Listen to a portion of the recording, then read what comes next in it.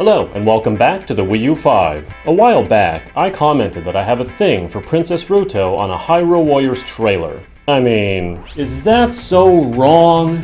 Do you not have any sexual imagination? If you're a straight male and there isn't something in Hyrule Harem Warriors that's bonerific to you, you might want to get your junk checked. Princess Ruto.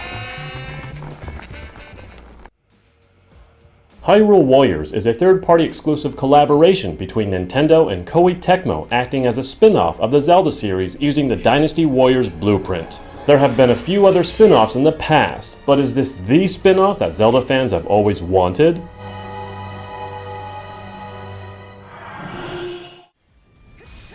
For those that have never touched a Dynasty Warriors game, the format is a matter of being the most powerful unit on a field of war with hundreds of enemies in your way and the ability to cut through most of them like cannon fodder. Quite literally, in fact, as many of your moves will blast them back in droves.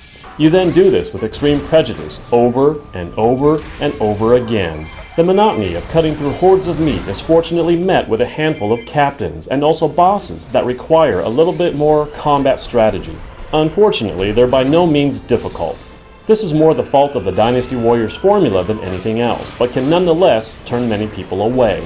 In order to keep this formula from putting you in a coma, the number of playable characters in Dynasty Warriors is usually fairly large, and this carries over. In fact, I will flat out tell you now that playing as Zelda was easily the most satisfying thing ever, especially considering she easily kicks the most butt in the coolest way possible. You've never seen Zelda like this, and it's all thanks to this Zelda spin-off. However, outside of playing as your favorite character, playing through the full roster of characters comes and goes rather quickly, and you're back to monotony. Take my advice, play this game in short bursts. The game comes equipped with a fair number of modes, but the two you're going to genuinely play are the Campaign Mode, or Legend Mode, and Adventure Mode. There's a bit of story in the campaign mode, and it's nothing special, but it's there. Adventure mode makes things a little bit more interesting by presenting an 8-bit Hyrule overworld that has special rules and requirements to get through. It's surprisingly fun, and I'll leave its surprises and activities a secret to everybody.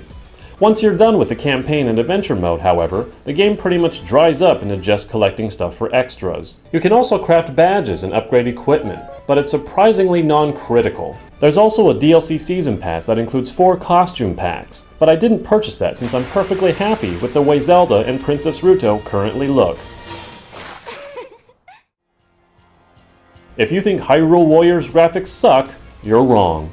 If you think Hyrule Warriors graphics are great, you're also wrong. There's no denying this game's focus wasn't graphics, nor was it in development long enough to really extract every last drop out of the hardware. Yet there's nothing particularly fugly about it. Sure, there are some background and floor textures that look bland and a frame rate that drops in the most obvious of cluttered conditions, but amidst the level of action, you'll barely notice them. There's also ample shader, lighting, and texture work on the characters. Then there's probably the most surprising thing of all, the music. Some of the most catchy renditions of old Zelda tunes are here, and I am more than happy to listen to them as background music during combat, which, believe it or not, is an option. Okay, I lied. There's something even more surprising. Words being spoken in the Zelda universe. The Triforce is the harmonious union of power, wisdom, and courage. It has been the object of countless battles between the forces of light and darkness.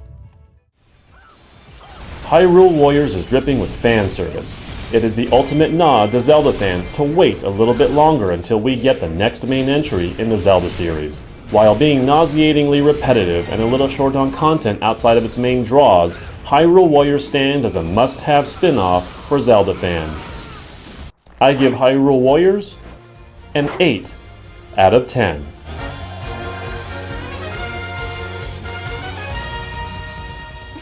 That's all for today. If it helps, I still suggest you pick this game up if you're simply waiting for the next main Zelda.